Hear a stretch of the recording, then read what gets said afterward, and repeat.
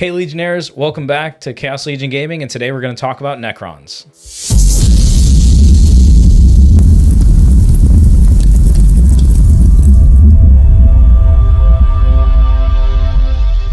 My name's Kevin, along with... I'm Chris.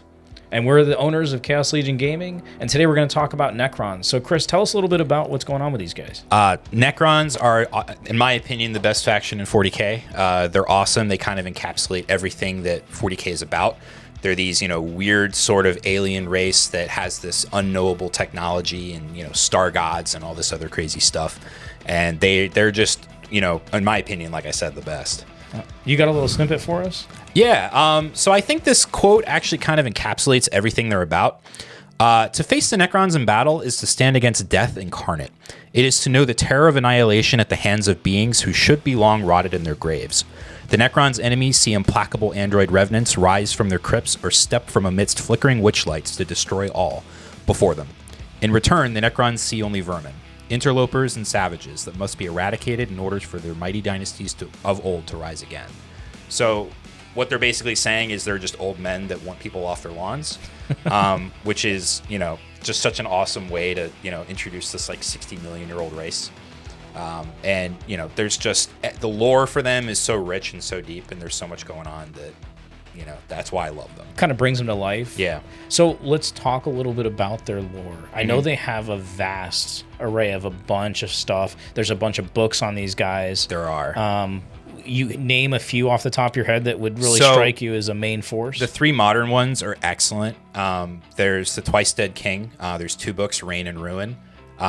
There might be a third eventually for that series, but right now the writer said there's going to be two.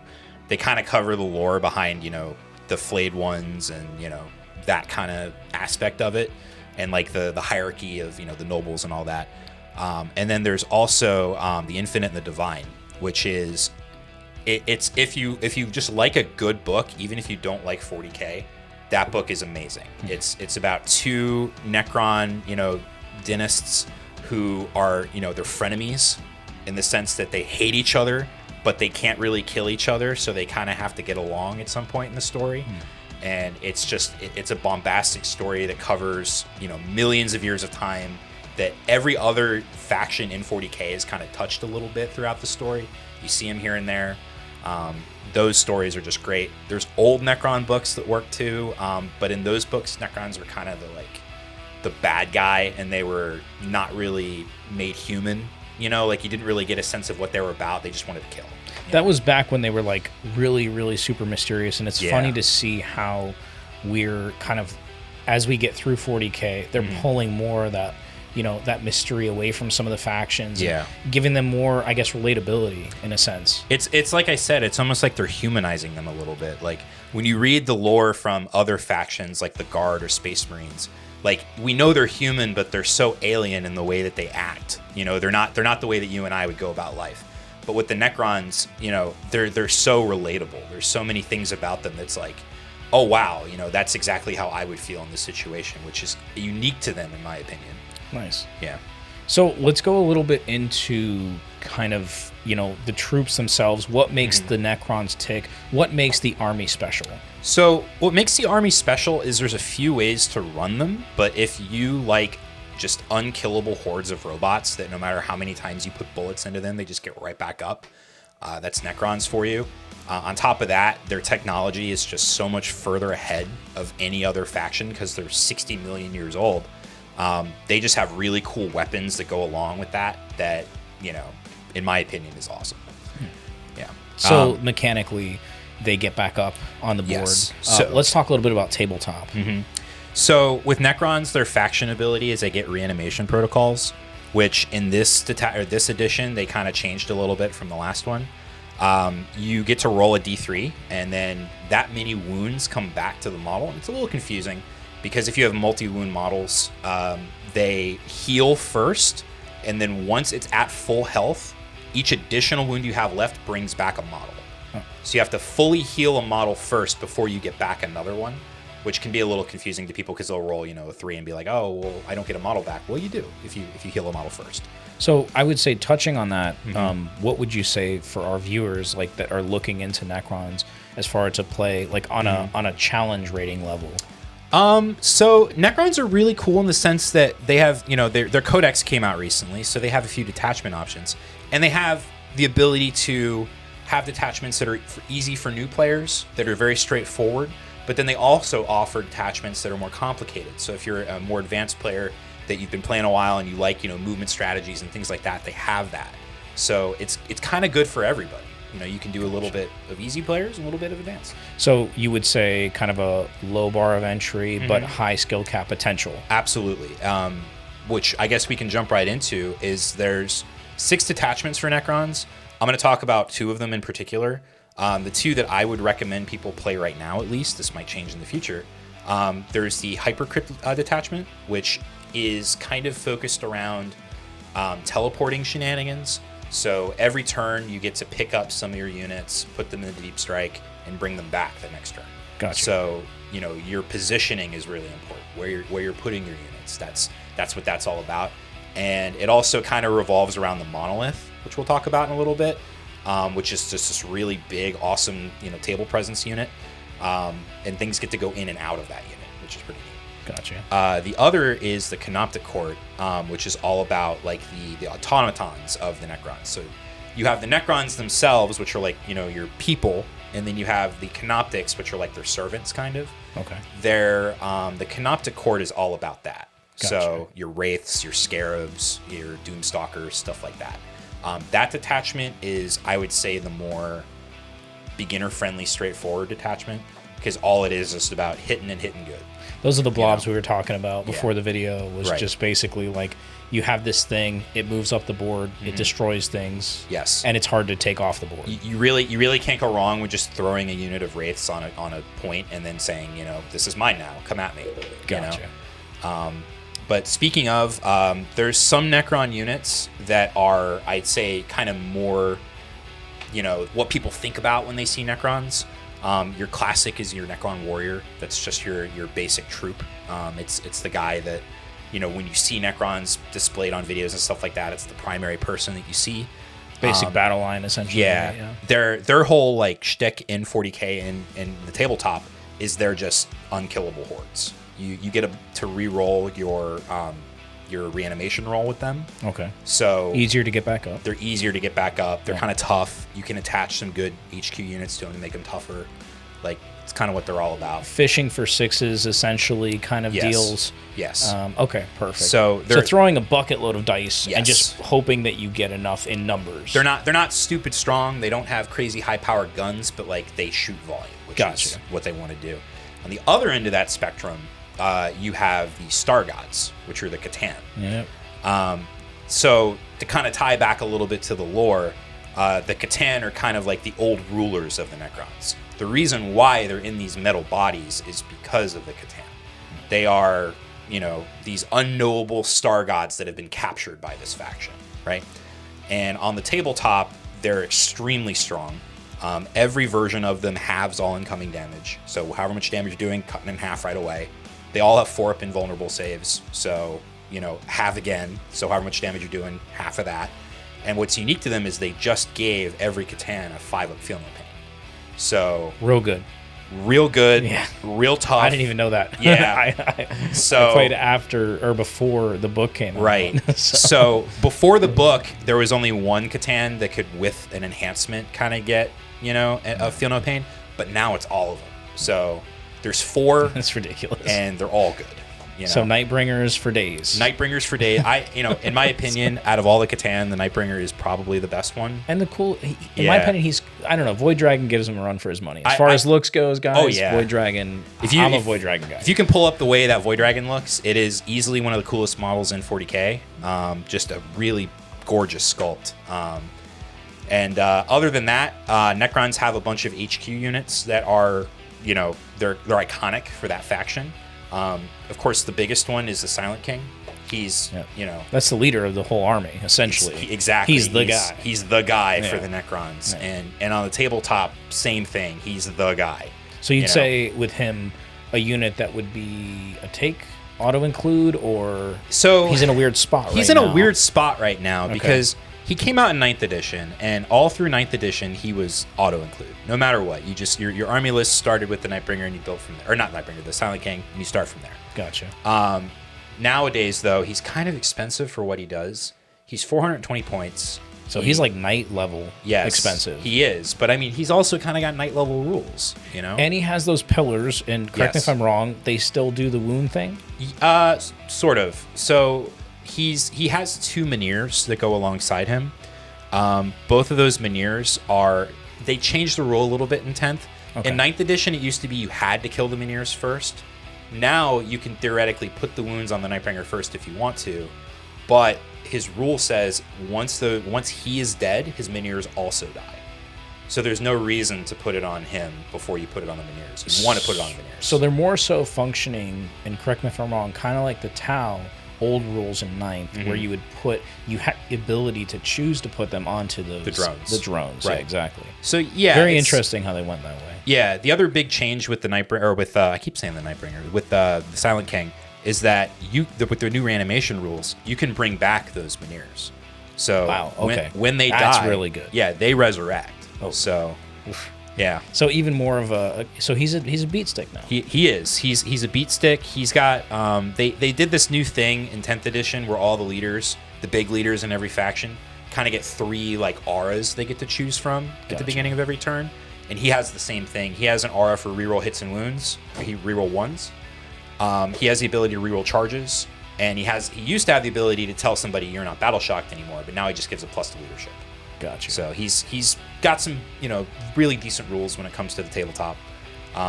Other than that, some other big name characters. I talked about him a little bit before with the lore, but Trazen is a big one. Trazen, yeah. He's not great on the tabletop. He just got remade too, right? No, that was Oberyn.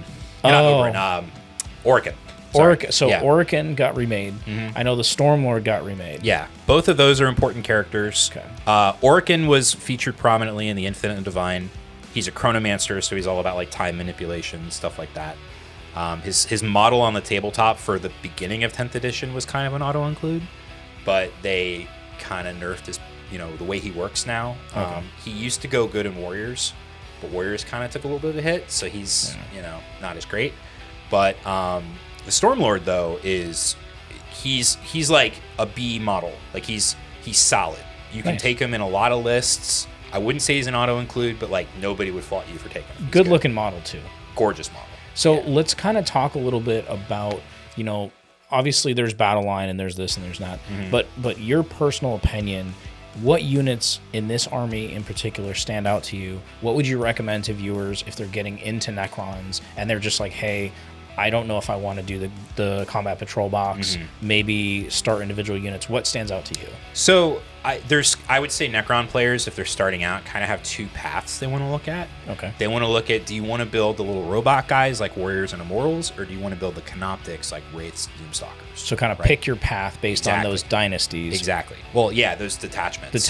Yeah. Okay. So you kind of want to pick one that you like and go down that path, because I'm more of I'd say more of a competitive player, so I have that mindset when it comes to it. Right. But ultimately, models are forever. So whatever you pick, it's going to be playable at some point, probably, if you continue playing. Yeah. Rule of cool is always, we always say rule of cool, guys. Yes. But as far as if they're trying to build something that is going to be playable and effective, not necessarily competitive level, but something that they're going to have fun with, what would you recommend? I mean, I know this, we were just talking about this, but it's a little trite, but I would just start with the Combat Patrol. Like, it's actually a good box. So there is value in the Combat Patrol. Absolutely. Okay, good. You got Warriors in there, you got a Doomstalker, you've got Scorpic Lord and Scorpic Destroyers. Like, those are all... Can't go wrong with any of those units. Solid units, And guys, I think Games Workshop has kind of done a better job, especially with the updates. And I don't know how you feel, Chris, but me personally, I feel like the Combat Patrols have gotten better over the years. Absolutely. I think that the start collecting boxes, that shift into Combat Patrols kind of was the breaking point of, hey, let's think of something that actually makes sense and works functionally. Right. And what I love about Combat Patrol is that it's its own game mode.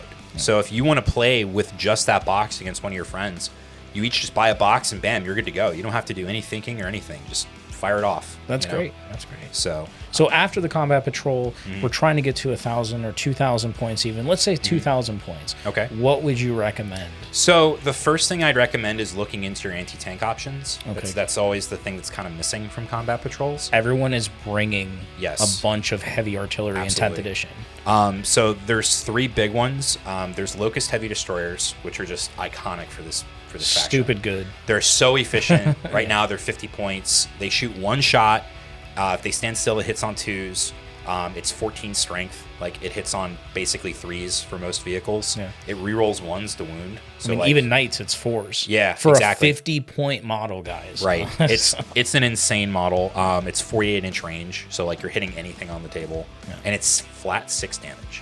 Yeah, it's not swinging at all. If you hit, you hit. Yeah, and it people feel it. There's the number of times that I've sat down with that unit and had somebody look at the data sheet and go, "How much damage is it?" You know, and it's like, well, it's flat 6, and they're like, "Oh my goodness," you know, like that's crazy.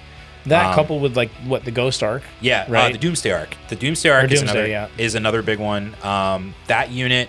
What's cool about that unit is it's a little expensive, but it's kind of a jack of all trades because it can shoot vehicles and heavy tank stuff really well. Because they just buffed the strength. It's strength 18 on that gun now. They buffed the strength? Used to be 15, now it's 18. So you're wounding things like, you know, any toughness 9 vehicles, you're wounding them on 2s now, which is... That's bonkers. Yeah, it's really good. It was stupid good, because I remember you showed me the list you were playing, and then I was playing that list, and I was just like, the Ghost Arc is ridiculous. For the point value, it's ridiculous, and they made it better. Oh, they did. And not only did they make the strength of the gun higher, they also cut the points a little bit.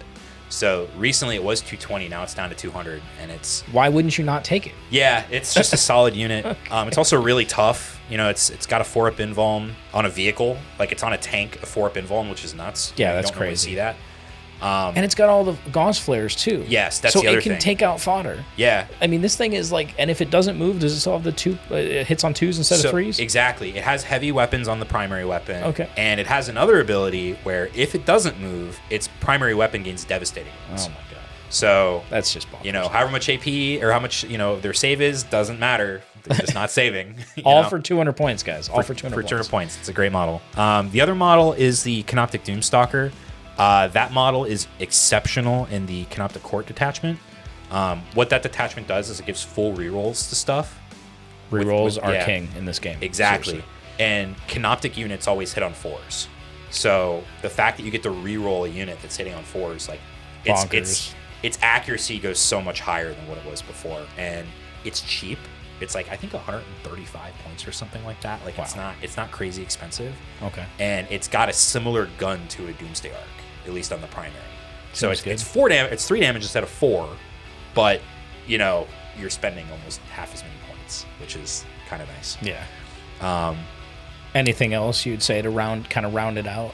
To round it out, I'd say that, like we were talking about the Catan shards earlier, you really can't go wrong with the Catan shard in any list right now. Like a Nightbringer. A Nightbringer is just gravy. I think even a Void Dragon would be really good right now because they're super anti-vehicle, and with us having that vehicle push right now in 10th edition, you can't go wrong with them.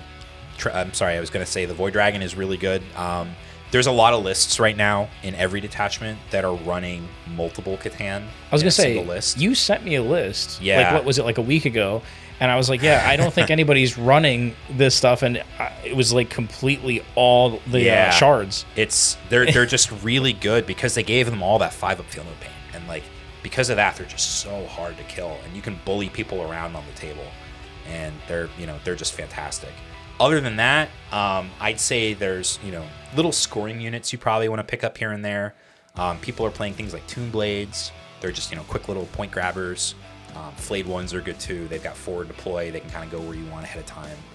Scarabs are always good. Those can't go wrong with the swarms. Yeah, they're big, giant, just blobs. Yeah, and they can do the OC stuff, or the not the OC stuff. They can do You're right. No, they can. They have OC trickery. They have weird stuff that goes on with that. Really? So the way Scarabs work is if you get into combat range with another unit, they lower the OC of the person you're engaged with. Oh, see, that's new. Yeah, that's excellent. Yeah, that's great. And then can they still blow themselves up? Yes, that's the other thing. Ridiculous. So they have an ability where you roll a die on a 2 to 5, it's D3 mortal wounds, and on a 6, it's flat 3. and you just so what's cool about it is it's at the start of combat, meaning you don't even have to like before attacks happen. No You're fight just first, no taking nothing. it. You're just blowing one up and you're taking some mortals, right? And they're weirdly good into vehicles. Like, it's really strange because they throw 6 attacks each and they're lethal hits.